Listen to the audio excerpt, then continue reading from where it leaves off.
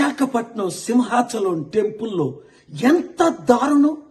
7-8 మంది గోడ పడిపోతే చనిపోవడం ఏంటి? ఈ రాజకీయ నాయకులు చంద్రబాబు నాయుడు, ఉప ముఖ్యమంత్రి పవన్ కళ్యాణ్ ఏం చేస్తున్నారు?